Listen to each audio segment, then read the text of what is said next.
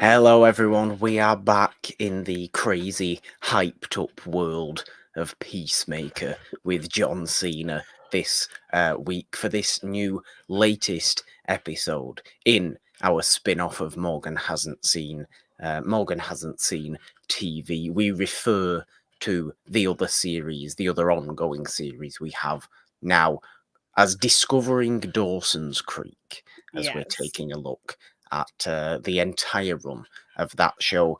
But we're here simultaneously having a look at the first season of DC's Peacemaker as well. James Gunn created spin-off of the Suicide Squad movie. There's already a first episode in this little series we have where we Yes. talked about the first 2 episodes of season 1 of Peacemaker. So go and check that out if you haven't already on this very YouTube channel. But we're here today talking about episodes 3 and 4, Janine. This will actually leave us halfway through this entire series. It won't be a very long one. Yeah, this will be a nice breezy one to get through. So if you're calling the Dawson's Creek series that we're talking Discovering Dawson's Creek, what are you calling this Peacemaker I don't one? know. Maybe like Palling with Peacemaker or something like that. Okay.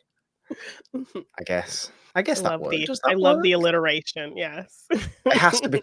Now that I've confirmed and Yes. kind of set my mind on Discovering Dawson's Creek, I think every one of these we ever Has to. do has to have some sort of alliterative series title. Yes. All, of course, falling under the banner of Morgan Hasn't Seen TV. TV. That Yeah. it of course does. But we know I enjoyed the first 2 episodes of Peacemaker. I must say, as crazy, as graphic, as vulgar, and out there as we would have expected that to Yes. be. Does episodes 3 and 4 carry on, Janine? I suppose we will get straight into it. Should we get straight into it? Yes, let's do it. Okay, episode 3 is known as Better Goff Dead, which is a silly pun on the assassination target of this particular Yes. episode, who is a political figure, I think. Yes. Who, our little group of Amanda Our Waller little team people. is tasked to assassinate. Yes. Yes. However, that goes slightly against plan. Janine, do you have a little synopsis for us? I do. So let's get into it. On their first official mission to assassinate suspected butterflies, Economos and Myrn bond, and Peacemaker and Harcourt reach an understanding. The whole job goes sideways with Judo Master's arrival. Yes. Well, what do you think of this as a continuation then? A first mission for our little team Yes, that we met, of course. I think this episode is full of a ton of character development. Yeah. We get more with Myrn and this kind of weird behavior of him. We kind of get just exposition about who he is. He's like this lethal killer who's done all of these unspeakable, terrible things and has this big reputation. But yet he's in this weird mindset where he's almost, trying to bond with Economos in a very, like, out of body way. Yeah, it feels very false, doesn't it, really? Yes, like, it's very much like I don't know what emotions are, and I'm trying to understand them. I'm trying to have these, moments of humanity. It's something that I'm trying out now, so it's very weird, and you're kind of trying to understand, like, what is and you kind of just equate it to he's just this humanless person because he's done all these terrible things. So now this is an Yeah, effort of he's just trying to cold-hearted. yeah, so it's an He's effort of him to, get back to his humanity, to try to be a better person in terms of, interpersonal connections. So that's kind of what you write it off as, and of course, later we'll get into, why he's really kind of acting this way. yes. So I like that it just plants that seed of this person really trying to be more emotional, and putting that effort into it. And for me, when I first saw it, I felt like I didn't see it as a kind of, I was very confused and kind of wondering why is he being this way, but I kind of was trying to see it from a genuine place and not a kind of sneaky place. Like I'm trying to mimic human emotions to be some type of sociopath or that playing into my sociopathic nature. I actually saw it as a genuine effort to try to be better. See, So then when maybe I was looking at it. I would think I was looking at it in a completely different direction then, Okay. because let's call it what it is. This episode continues the trend of this show being rather funny, rather comedic Yeah. in tone. I almost saw that scene as a comedy scene Yes, of no, this assassin killer being so inhuman that he doesn't feel hunger or frustration or cold. oh, yeah, those are You just things know, he's never expressed.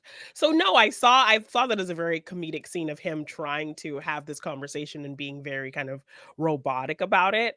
Um, and I think you mentioned kind of the word like sinister or kind of deceptive.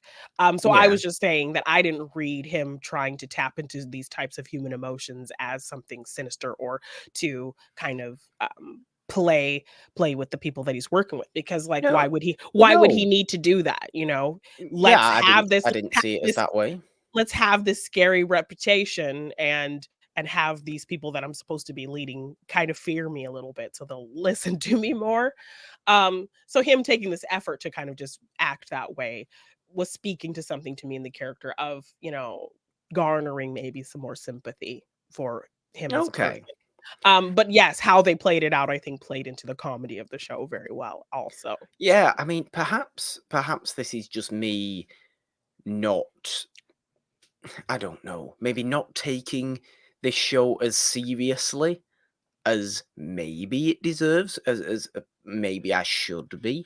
You're here speaking about thinking of these, thinking these character choices as genuine or or sneaky or anyway. I think this is just how I seem to be consuming this particular show. Is I'm Yes, taking everything quite, not passively, that's the wrong word. I mean, as though it doesn't matter. I'm very light, taking everything very lightly. very lightly. I'm viewing it primarily as a silly, vulgar comedy. And I'm not sure why, because it has got much more to it than just that. Yes, I mean, But scenes particularly like even that and scenes when obviously Mern is leading our group and the group's kind of general incompetence at doing what they're supposed to be doing, I just see as sitcom rather than character work or anything like character work in a drama or anything like that. I see it as here's a stupid situation. yeah. So whether I'm giving it, whether I'm giving the whole thing a disservice, I don't No, know well really. well, it's just because I know kind of where things go, so I'm able to kind of see things, for deeper and see things more deeply and, like, the bigger picture of, these little pepperings of actions that people are taking in the show. But, I mean, particularly, I think in the next episode that we're gonna talk about, I think Peacemaker is showing a whole ton of emotion, It's very um, true es in the fall. in terms of things that come through his father and getting more of his backstory, and Yeah. him kind of being worried about how much the team knows about his backstory as well. Yeah. Um, And to be fair, to an extent, there are certain more emotional scenes, more emotional moments in this episode. yeah, When they are on their uh, assassination stakeout, and Peacemaker discovers that there are children involved in this yeah. assassination he is supposed to uh, do, and he has a moral conundrum about this. Yes, He's and like, I wanna say these are suspected butterflies, and we're still not quite sure what butterflies are at this and he point. doesn't even know because no one will He tell doesn't him. know. They're this just vague term that are supposed to be dangerous, but we don't know to what extent. We don't know Yeah. any details whatsoever. Um, but he's kind of getting told, no, they're suspected butterflies. They have to be dealt with. It's like, the kids, man. Come on. What's going on? I Yes, can't and do you this. think And he even It's kind of very speaks to strange. that. He speaks to that because he talks very much about how his mentality has always been to kill, anybody, man, woman, child who gets in the way of peace and justice and freedom and Yeah. whatever. And That that's was his kind of whole been his. stupid line in the Yes. Suicide But Squad was, "I exactly. want peace no matter how many men, women, and children I have to kill to get it." Yes. Yeah, he And seems so to be I going against think, that completely. yes. And so I think, him having to face a lot of his past, and also I think in the Suicide Squad movie, that whole kind of situation with Rick Flag really calling him out for being a joke and feeling a lot of Yeah. undealt with guilt over that death, I think is bringing up a lot of these emotions for him and bringing up these moral quandaries for him. So I think they do pepper in some things to set up him getting to this point where he doesn't feel right about the things that he's doing now. So when he does, get this hesitancy about having to kill these kids, um, I think, I wish they maybe would have done a little bit more to get us there to why he's feeling so strongly about it. But I think there's enough that you can kind of understand and build to this character being more sympathetic. I mean, I would agree with that. I do think they do give us enough. They even do give us a flash of Yeah, that Rick Flag death scene in yeah, from the Suicide Squad, yeah, as he's remembering the guilt he may have within himself due to that. No, I think they do give you enough. Whether more could be done, or whether it's just a balancing act of tones, and of, obviously, because there is, at this point, a small group of characters in this third episode. You get more with, his best friend in the world ever, yes. And Vigilante, I as love this. I well. I love what we get out of Vigilante here, because the fact that he has this hesitation and he can't kill these kids and he can't do it.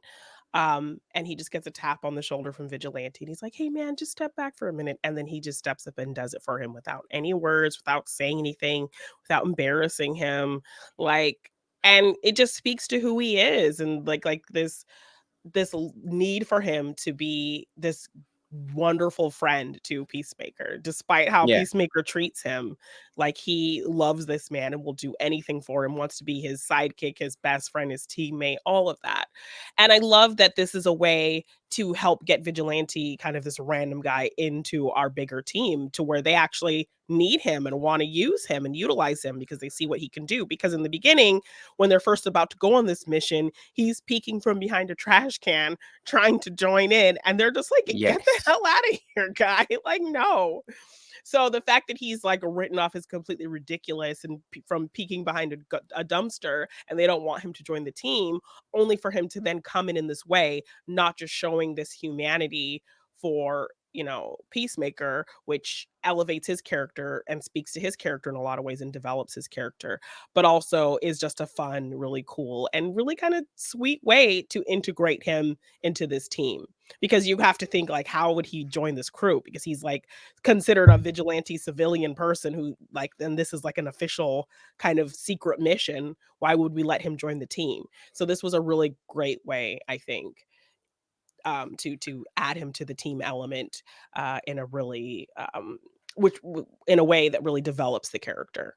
It So was, yeah, absolutely. I mean, even, when he is first, not reintroduced, I suppose that's the wrong word, but his first scene in this third episode is him hiding behind a bush while they're on their assassination stakeout, because he can't legally get or quite involved or whatever. He thinks he just has to, he wants to be there, he wants to help out so badly, but yeah, the rest of them kind of don't want him there, so he has to hide, and they all know he's there, and it's all very funny. yeah, Really, Vigilante is the MVP of these two episodes, I think, yes. because not only does he actually show perhaps more genuine competence than anybody else While also being in terms completely of, ridiculous. Like, yeah, but in terms of actually doing a job that he may be supposed to do, or yeah, he may think he's supposed to do, or getting out of a situation he's found himself in. Yeah. Then all these supposed special trained X-Force people, whatever you want to call them, Amanda Waller hired. Here's this just random goofy dude Yeah. who's coming in, like you said, tapping Peacemaker on the shoulder, going, "It's okay, dude. You don't have to do this. I'll do it." And then just cold-heartedly murdering that And he's entire just like family. whistling, like do do do do, like Yeah, just very just much. casually going about it. Yeah. Where's he getting this mentality from? It's stunning. And then Yes. that's developed even further in the 4th episode, which we'll get onto. But Yes. I really like that from him, and obviously, it goes a little bit sideways, as the synopsis told us. Judo master, this rather This small bodyguard for this individual. family, yeah, of butterflies that are posing as this like senator or whatever in his family. He comes in before they're able to shoot the actual target, because Yes, he's able to who is kill the the children and the father. wife, and yeah, so he misses before then because Judo Master comes, and he attacks him and Harcourt and Peacemaker, and so that kind of derails the whole mission. But also, I think we get a really interesting conversation between Harcourt and Peacemaker, where they do kind of find Yeah. some common ground and have a kind of a genuine moment with each other, Yeah, you they know? do. And which, is speaks to character development, because we saw in that first episode that she kind of hated his guts and didn't want anything to do with him. Yeah, And she's at least, they're both at least taking the time to open up yeah, really properly, yeah, which is important for Peacemaker, obviously, because he does have all these, as we again further get into in the 4th episode, he does have all these internal struggles and internal kind of mental troubles that he's obviously putting on the facade of a cold-blooded killer, yeah, to kind of downplay all that. But he does open up in this one particular scene, and it's right before he fails in his job of yeah, being able to actually assassinate the targets. yes. Perhaps because he's opened up, perhaps because he's realizing that he is more human than he tries to pretend he is, Yes. which is nice to see. It's giving depth to a character we never thought would get. A Yeah, level of depth was a comedically inclined maniac when we first met him in yeah, the Suicide Squad movie, and really kind of in at the beginning of this show. Um, but it's nice to see him open up, and certainly that does go a step further in the 4th episode. But we get into a hostage situation as Judo Master takes them kind of hostage, brings them into this house where they're all at. We learn that butterflies also have these weird purple tongues that come out of their mouth, and they suck up this strange goo like, thing yeah, yeah, so that's as what they eat. as Yeah, nutrients. yes. Um, so are they what? Are they aliens? We assume they're now aliens, I suppose, or Yeah, monsters of so some or some kind. type of, yeah, like alien creatures, so, and, like, that's also kind of a thing insects do, so it's very a mix of both. Yeah. Yes. Yeah. So they're getting interrogated, and it's basically this goth guy torturing Vigilante to the point where he even takes his mask off. And Peacemaker didn't even know who he was, so he realizes he's like the little brother of this guy that he used to know, kind Yeah. of situation. Um, and so I like that this revelation of him actually learning who this guy is in reality, who's like considering himself his best friend. And so the whole, back and forth this interrogation is Goff basically torturing Vigilante and trying to get information out of Peacemaker, but he's just like, "Oh, I won't let you down, buddy. I won't tell him anything." And he just is constantly getting electrocuted. And he's even like cutting off his whole pinky toe. And I love this fun kind of running gag that comes out of this pinky toe situation of, how you can't walk without a pinky toe and everyone telling him you can, and like it's difficult, and like this whole running joke of it. They have a lot of like little bits like that that just kind of sprinkle in nicely They do. throughout scenes and stuff later going forward. So this is just one of those moments that I think plays, it's something kind of innocuous, but they play it in little bits, um, in a really fun way, just to add Yeah. sprinkle in some extra comedic, because I think these 2 episodes get kind of heavy in terms of what they're dealing with. So when you have at least some running things that you can sprinkle in, for the laughs, I think it's a good balance, especially when it's like a smaller kind of comedic beat.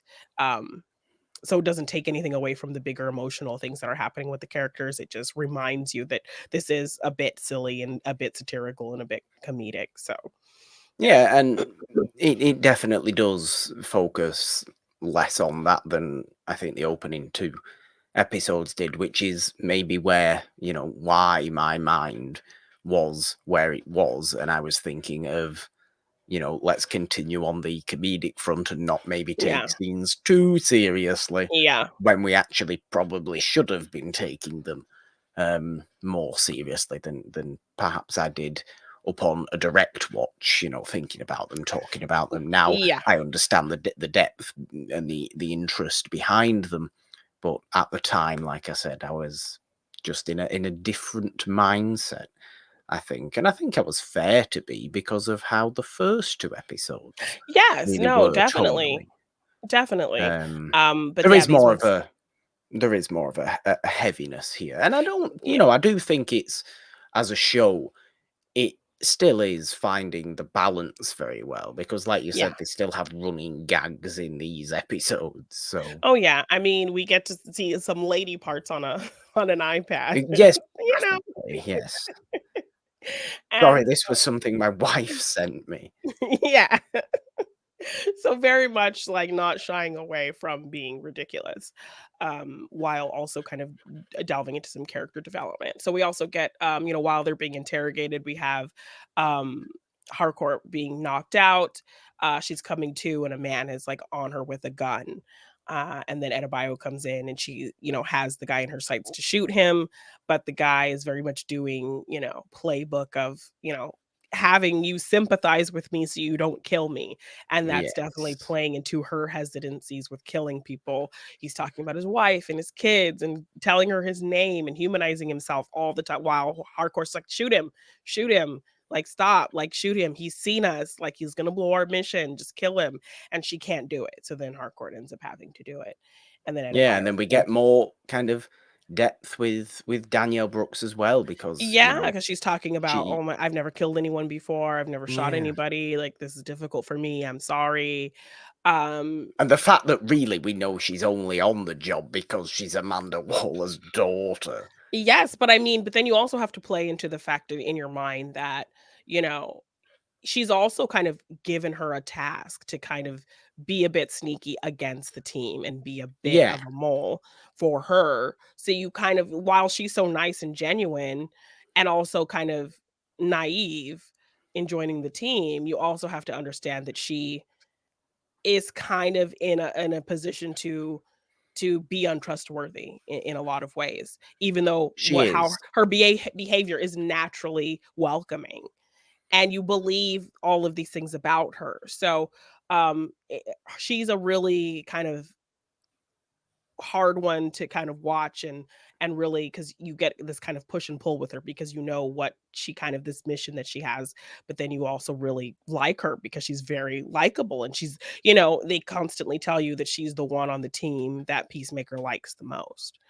Yeah, Um, and I want to get more of that yeah. idea in the second half of this season of this show because I think Danielle Brooks is a really good actor, but I mean, I want to see her have all these real spur of the moment kind of moral dilemmas of whether to go kind of on her mother's side or on Peacemaker's side, on the Yeah. team's side, or has she formed enough of a bond here? Is she totally overpowered by Amanda Waller as her mother? I think Yeah. that would be natural to feel that way. Yes. So it's definitely What like this push and is pull with her. her, yeah, What will what be her is her kind of, mentality? yes. I want to get more of that because we've had elements. We've had this kind of little, I've never, killed anybody before. I'm not really sure what I'm doing here.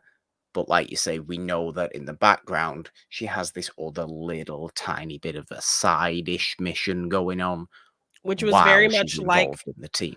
which was very much how her mother used Peacemaker with the Suicide It Squad as was. well. Yes, it So was. I think another layer of her being able to relate to him in a lot of ways, um, without him, realizing that that is a connection that they have. Um, so yeah, some extra development there for her in terms of like this kind of struggle that she's going through in terms of what she has to do to be on this team and this other kind of underlying mission that she has and what she has to prove to not just her team on one end and then on the other end to her mother. So yeah, just a little bit development there with her. They ultimately end up getting them out of that hostage situation. They bust into where they've been taken. It's like this hidden room in Goff's Yeah. house. Kind And of cavernous and yes, strange. so as Goff is trying to like cut off uh Vigilante, which I think we learn his name is Adrian, his toe. Yes. Peacemaker is able to get out of his restraints, and then he has this big kind of fight with Goff and ends up getting the upper hand and shooting him in the face. He's able to release Adrian, and then they see something crawling out of the open face cavern of Goff, and it is like an actual alien that looks like a tiny little butterfly that just starts flying away. And then he gets it. Yeah. Oh, that's why it's called Project Butterfly, because it's ultimately revealed that these things are like look like butterflies and they are inside human bodies, kind of puppeting them. And then Yes. so while all this is going on as well, like Judo Master kind of played his part, got them captured, and then he left. Um, and then he's getting away, and Economos is in the van watching him. So he ultimately sees him getting away. So he uses the van to crash into his car. And we see just kind of the resilience of this Judo Master. Like he gets Yeah, hit he's a his maniac. car and he's just crawling away and crawling away and crawling away. And Economos has to hit him in the head, like, I don't know, 4 or 5 times with a crowbar to finally knock him out. And so then they ultimately take him captive so that they can potentially get some answers from him. So the episode ends with Economos, thinking he's like a hero because he like, stopped the Judo Master. Um, Yes. a The Peacemaker kind of one physical thing he does. yes. So the mission as a whole, not a complete wash. Um, No. we capture one of the guys to get information. We stop Goff, and get out of there. So, and then we do see on this map how many butterflies are kind of starting to take over, and it's a lot. So, Yes, there seems this to is be should we say, small invasion yes. happening. So, bigger picture of kind of what's going on. We get a little glimpse of that by the end of this episode. So, yeah. Yes. Mhm. Well, episode 4, known as The Choad Less Travelled, which is a horrible name. I never realised it was actually spelt that way. Yes. I thought it was spelt ODE. Chode. Oh. Yes. Mm. Yes. Although it's not a real word, is it? So why would it have a real spelling? I mean, who I knows? It can might be only in the dictionary now. It's It been might around be in for the a dictionary. while. Yeah. I would I would not like to see what the dictionary definition gives itself as. Now, I can only assume this is obviously the road less travelled, and the road less travelled being actual, you know, internal struggles for Yeah. Mr. Peacemaker. Because Yes. he confronts himself, really, doesn't he? He confronts his Yeah. own past in this Demons episode. and past and all the Um, just the things that he's dealing with and kind of, Daddy everyone Robert Patrick, as we're going to yes. refer to him, as he's back here and Yes. wasn't in the 3rd episode. Yeah. In his prison, being all racist because that's what Yes. he's good at. And Vigilante kinda stepping up again to have him Vigilante help. stepping up Yes. massively. Yes. So, just another synopsis for this episode, The Choad Less Travelled. Following a somewhat successful mission, Myrn recruits Vigilante. After learning that the team helped his father in prison, Peacemaker confront oh, sorry, I read that wrong. After learning that the team helped land his father in prison, Peacemaker confronts his complicated past. So, Yes, vaguely, that is yeah. exactly what this episode is. I mean, really, I do think it is. Let's really develop Vigilante from what we got, from him in the third episode into being somebody who, like I said before, is really quite surprisingly competent given Yes, but situations he's he gets also himself into. very simple in terms of how he sees the world, like, the fact Yeah, that when they're driving, he's driving Peacemaker to go to his dad's house, and he's really telling him about, the team, they could never be good friends to you. They're none of them are best friend material because he is feeling a little bit threatened. Because despite how Peacemaker treats him, he still considers himself as Peacemaker's best friend. So I love that he kind of calls out the team that, they're not best friend material. And, like, he kind of told him that, and then when he finds out that they all had something to do with putting his father in prison, then he says, yeah. "See, I told you, none of them are best friend material." But then I But love I still think he should have been happy that his father was in prison. I don't understand why I know he's his father, and I know this is the whole issue with this episode, and, yes, "Oh, but I he's my like dad, but he's a terrible person, but he's and still my dad, but he's the yes, worst," and yes, all this I think that questions like also this. speaks to Vigilante again, the fact that he can say, "I told you these people weren't your friends because of what they did to your father," but then he can also say, "Your father's a terrible person, dude. Like, I don't know why Yeah. you care about him. I don't know why you're so devoted to him. Like, just admit your father's a terrible racist person." And the fact that he keeps calling out his father as a racist and saying his father's terrible to him. And yeah, like you said, like Peacemaker just doesn't want to hear it. He doesn't want to listen to it. He's justifying, like, well, he's my father, there's good in him somewhere, like something in him wants to believe that there's He something there. trained me to be the way I am and all this Yes, business. Yeah, but is that really a and he good thing? makes stuff And he's also, he makes stuff for me and yeah, all of that. let's call it what it is. His father, obviously Robert Patrick, isn't just a racist. He's king racist. He's Yeah, like king he racist of was a all the racist he racists. was a racist supervillain. So, like, we even see his suit Yes. in his kind of, Which I must admit workroom. is Yeah. quite an impressive looking red and white affair of a Yes. suit. Yeah. Um, but he's literally racist supervillain, king racist of all the racists around. Yes. He's head racist. And he Yes. gets So called head racist by Vigilante when Vigilante lands himself in the little prison thing as well, which is quite funny.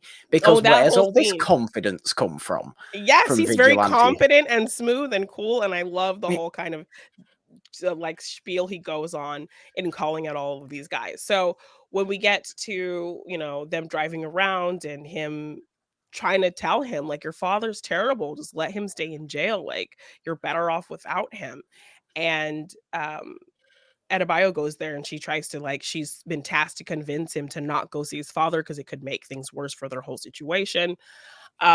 He doesn't want to listen. He's pissed at them for lying to him, for putting his father in this position. And she's trying to say, like, your father's terrible. He did all these terrible things to you. Like, I saw your file and saw all the things he put you through. yeah. So she brings up his file and brings up that she knows everything his father did. And he is still trying to somehow just he's his father, so that's all he can kind of focus on, that he's the only family he thinks he has. So that's what's holding him on to kind of keeping this loyalty to him, and his father has beaten him down so much that I think the loyalty comes out of this fear of him and this need Yes, to be definitely. respected by his father. And all of that just stems into this loyalty out of fear and pain and hurt and this need for respect from this terrible man because that's how he had conditioned him. All they And I need to think keep saying to him, all the team needs to keep saying to him, and Vigilante as well, is, "We're your family now." Chris. Yes. Let's call Well, him they haven't. Chris. Let's call him his actual name. We're Yes. your family now, Chris. You don't need King Well, Racist. we're not there yet. We're not there yet. Oh, I we're mean, they getting except there. Okay, well, except this is good. Vigilante is. Well, I mean, just in terms of like, Vigilante's there. yeah, Vigilante's he's the definitely one there. kind of trying to be there for him, but he's still not even really seeing that. Um, and I think that speaks a lot to Chris, to Peacemaker. Again, just developing him a little bit more, and I think it makes you feel for him, some sympathy for him. You feel pained for him. You feel a little bit sorry for him that he is still trying to see something good in this person because he considers that to be the only family he has. So he doesn't want to let that, a piece of him doesn't want to let that go. So the fact, and also kind of speaks to this underlying compassion that he has, that he's willing to try to see something good in this terrible person, and that he's capable of that even. Um, so you really feel for him in seeing this dedication to his father, even though you know it's under this emotional kind of duress. So he does go in there and speak to his father, and his father still tells all these terrible things to him. I should have cut your throat when you came out of your mother. I didn't love you. I loved your brother. And, he's not here and it's all your fault, and kind of all of these things that Yeah. he's saying to him, these awful things. And he's still trying to like sympathize with his father, and he's saying a little bit too much about, these people I'm working with did it. I had nothing to do with it. And the fingerprints this, and like just revealing a little too much. So now his father's like, I'm going to tell everything. I don't care about you. And I think that does give him maybe a bit of a wake-up call in terms of Yes, what it everyone does. is telling him. He's hearing it, directly. And I think this is And like this, just a step further for him to really understand that his father does not yeah. care about him. And this is So, when we get like kind of like the internal scenes of Peacemaker yeah. looking within himself and remembering his past and things like this. And to be fair to John Cena, again, he continues to, I think, do a great job. He continues to be the second best former or current. Does he still wrestle? I don't know. I Um, don't know, I don't think so, but Professional wrestler yeah. slash actor um, behind Dave Batista, Yeah. um, and still ahead of Dwayne Johnson, who Yes, in is terms of just, acting ability. in Yeah. terms of acting ability, Dwayne Johnson is just the same charismatic figure in Yes, everything, so while The Rock might and be more successful, I think the very the much the so. the depth of range is on these 2 for sure, especially, yeah. It is. And John Cena continues, I think, to give himself more and more credit and more credibility as Yeah. a genuine big screen actor. And aside from wrestling, which he's obviously Yes. ridiculously successful in. Yes, and I mean, we get a perfect scene where it's a duel of the deepness and the ridiculousness that he can convey. Yeah. When he goes to see Harcourt in the bar, and he asks her about his file and what's in it, and, um, "Tell me what you know," and she tells him all this stuff about, that his father trained him to kill when he was a child, that there were strange circumstances about his brother's death, and that he had something to Yeah. do with it, and it tried to, and his father kind of blames him for it, and all of these terrible things she brings up. And, the so it's a very emotional scene of him trying to get this information, hearing it from somebody else. And then, before he leaves, she kind of asks him, "Well, was that it?" And he's like, "Well, no, your your tits look great in that top." And I'm not saying in a sexist way, it's just the truth or whatever. It's just a compliment or whatever. And so just this balance of like this very serious moment of him trying to, hear what this file is telling people about his life and his tragedies, followed by him, like, hitting on her in his very much Yes. ridiculous Again. way of justifying it as a And you compliment. and you believe both things equally Yes! genuinely as well, which Yes! is the great thing I think about Yeah, what John Cena is able to bring to Peacemaker. yes. Um, I think he's really good, and I think he is definitely becoming much more genuinely likable as a character now. Now that we actually understand he's a little bit, obviously he's a little bit deeper. There's more going on than him just being what we saw in the Suicide Squad. Yeah. There's more there. Um, Giving John Cena an excuse to act a little bit more and bettering the entire show, bettering the entire perception of the character in pop culture media, I think, Yeah. which is only a good thing. Yeah. But no, I do think that scene is quite funny, and really this 4th episode is very much him and Vigilante focused, Yeah. and building their relationship, I suppose, towards each other and their own depth as characters and as people, Yeah. really, and learning that Robert Patrick kind of as your second villain, I suppose, aside from the butterfly aspect, Yeah. is likely to kind of, in the very near future, perhaps, I suppose, perhaps in the next episode, I don't know, to get a little bit, involved in being directly against the team his own son is working for, and Yes. perhaps getting his group of racists involved Okay. from Okay. within I prison. think you I don't know. That's maybe where my mind's at. I mean, okay. Well, it I think wasn't what the episode left me with, because what it does leave me with is something rather startling, given, as a halfway. Here's a twist halfway through the show for you. yeah. It does leave us in that sense, but from a Robert Patrick point of view, it leaves me with that, I think. Okay, I think you're on the right thought train here. Okay. Um, Okay. but yes, I think also we do get the surprise learn of information, if that even makes any sense. The surprise That learn of learn, information is a yes, good the phrase. surprise learn of information. I said it. Um, that Peacemaker did not kill that butterfly. He put it in a jar and took it home with him. Yes, it's now a pet Which he that he did has. tell, but he did tell the team that he destroyed it, I believe. So, It's a um, terrible idea to be keeping strange seemingly alien creatures as pets. yeah, so I there's just the kind of this ridiculous scene because I think it's right after he does see Harcourt in the bar, and he's really thinking about his past, so he puts on some of his old hair metal and he's just dancing to Yes, himself and does like vibing. hair metal. He's getting high, he's drinking, and then he finds himself falling on the floor, reliving that Rick Flag moment. And Mm, then, he has Eagly come looking down on him in the jar with the alien to roll over, and they're just kind of yes. watching him have this this moment. You'd have Um thought after the Suicide Squad that he would be well aware of what strange aliens encased in glass objects can do if they break out of them. Yes. So, I don't know, he's keeping it in there. I don't know what for.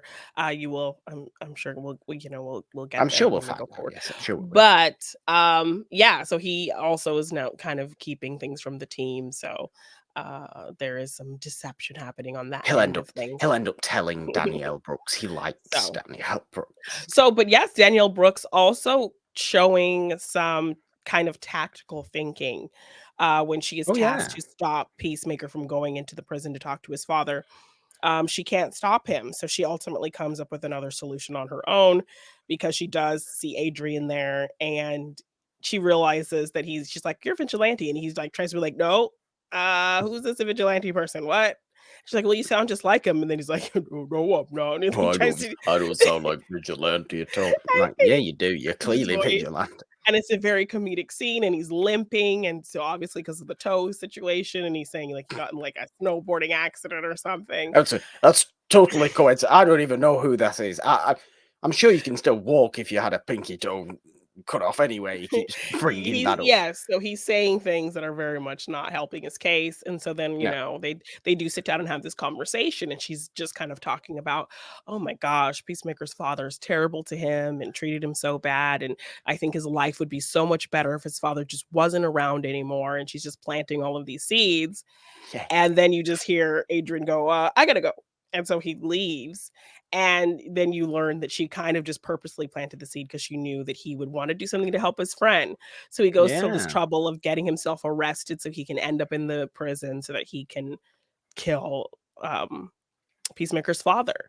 So, He does Adebayoshi a very much thinks he that's does the a reasonable job of causing a ruckus. yes, and so she, is really proud of her plan to that she had done this, even though the team's kind of like not really a good idea. He might make it worse, which I think he ultimately does. He Um, does, yes. so he gets in there. He and he has this amazing moment. Probably one of my whole favorite moments of the whole series is he finds his father and he's surrounded by all his kind of, racist cohorts, and he gives this whole speech about, "Hey, let's go around the table," and like in his very much chipper demeanor, "Let's go around the table and say all of our favorite contributions of Black people to America." And he's talking Yeah. about, I love their contribution to music and how, all these white bands that now, they would not have sounded anything about like they sound without the contribution of Black artists in rock and roll. And, your redneck music would still sound like the sound of you, your sister. Yes. And so he kind of like is just very well spoken and comedic and funny, and just the delivery is pitch perfect. I love It him really so is. much in this It's a scene. wonderful And scene. so obviously a fight breaks out. He's great in the fight. And then the father asks, "Who are you? Like, what are you doing here?" And, he has his moment to really, get close to him in some way. But then he ultimately just lets it slip out because he's just so mad for his friend. And he says, "You're a bad dad."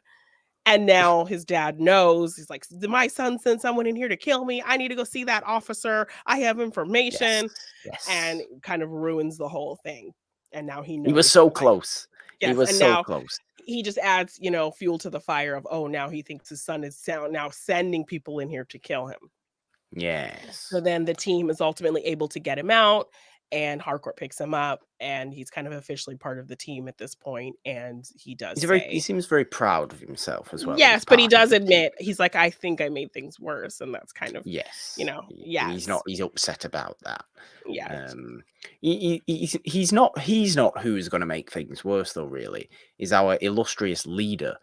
I think of the team is who's actually probably going to make things worse, because is he our illustrious leader of the team, Janine? I mean, yes, so we do learn some things Hmm. about Myrn, but he's also trying to be very sympathetic still.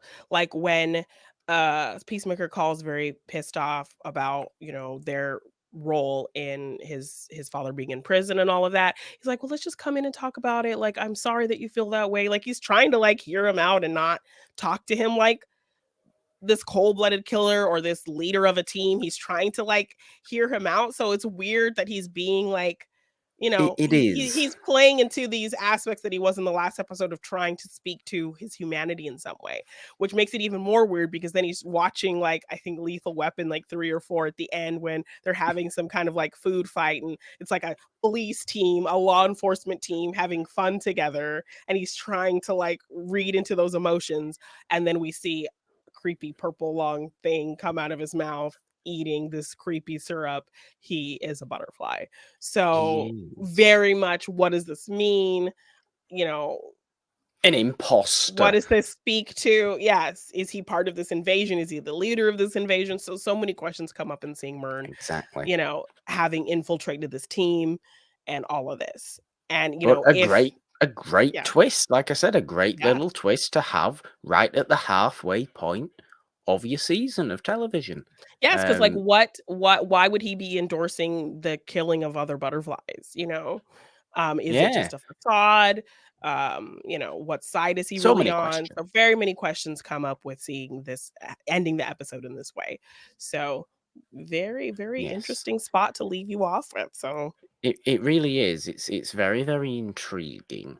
yeah. I am treating this show now as a little bit of a sci-fi mystery, as Okay. well as a rather silly, over the top action comedy, Oh, we which also I left still think out is what it the is. judo master escaping as well. Oh yes, but the Um judo master is silly, Janine. He is no, the but silly thing no, well, about I mean, this it does play story. into a bit of important character stuff as he does get away. Um, he is starting to say something about the butterflies not being what you Well, that's think, and true. then when he's about to say, Yeah, that's true. "Guess who shoots him?" the person who Yes, the one has never person killed who's never anybody. killed anybody before. Yes. So, yeah, Danielle Brooks shoots him before he can finish saying what he's saying. So that just adds even more to the mystery. It does. It adds even more But questions, he's but still alive. it's this. He is weirdly, he's a Which strange little which creature, how really. Peacemaker explains it is very much like, oh, do you know those judo guys? They can just like move their organs around, like using their mental abilities. They can like use their, he could just like move his like kidney and make it his heart and it'll Yes, pump but to the rest of his body. And she's like, that's not a thing. He's that's like, yeah, sure. definitely not the thing. Definitely So not how any of that works. Definitely that does yes, not but happen somehow and he's is still not a thing. alive. So they're keeping him alive still. They have it bandaged up and on an IV yet again. So Yeah, but there is this, you know, element to it where you think she's genuinely just shot him dead right as he was about to say something very important, yeah, to the point where you're like, okay, I'm kind of proud of you for actually pulling the trigger and yeah, overcoming that particular fear within you in terms of this, your job. yeah. But also, you've just killed, not actually, but at the time, you've just killed the mystery. Yeah. Or the We were, mystery being somewhat revealed, getting some revealed. information. Yeah, yeah, What are you doing? So it's a little yes, bit, yes, it's a little bit annoying. I yeah. find Judo Master just odd, though, I'll Yes, be just honest eating with you. I eating really hot do. Cheetos and snacking and just being this really little, intense thing that's almost unkillable. Yeah, he's a weird one. So, He's very weird. But yeah, yes, it leaves a lot of intrigue for the yeah. second half of Okay. this season of Peacemaker. I'm certainly looking forward to getting back into it for our next episode, or of course our kind of final 2 episodes, I suppose, of this Yeah. short and sweet series on season 1 of Peacemaker. There is, of course, only one season of the show at the Yes. moment. So yes, there we go. We will be back reasonably soon, Janine, Yes. with episodes 5 and 6 of season 1 of Peacemaker. It's all good in my book still. All right.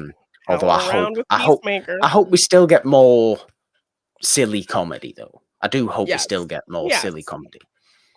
And it's not just kind of, it doesn't just get Super deep or super.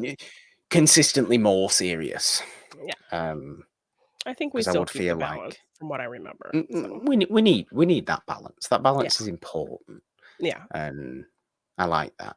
But yes, yes. Are we calling it there? I believe so. Well, there we go. Do check out the episodes of Discovering Dawson's Creek. We do have up as well, of course, of Morgan Hasn't Seen TV. We'll be back very soon with another episode of Palling with Peacemaker, as we're going to call it. As well as perhaps something else as well in the realm of whether it's Morgan hasn't seen TV or even Janine hasn't seen Mhm. TV. We will be back soon. Keep an eye on this It's a Wonderful Podcast YouTube channel for that. Subscribe and ding your notification bell so you know exactly when those videos will come. And of course, for all the other great stuff we have here on this channel as well. We have Patreon links, donation links, and social media links in the description of this video if you want to support us in that way or follow us on those various platforms. We would be most grateful for all of that. And I think that's everything. Apart from, you can also check out the main It's a Wonderful Podcast feed wherever you get your podcasts on all major podcast platforms for, at the very least, Morgan Hasn't Seen and It's a Wonderful Podcast, the main show on Wednesdays and Fridays every single week. There we go. I do think there's only one thing left to do, Janine. And impressions. How would a butterfly do it? It would probably use it. It would do that. It would do exactly that. So I don't think we need to do any sort of counting down. It was a very good impression. Let's just say bye. Bye. Bye. Butterfly. Let's do butterfly. Butterfly. How do you do it? I can do the bird. I can do that. I mean, yeah. That's Same just thing. all I have. Same thing. Same thing. It's fine. Yay.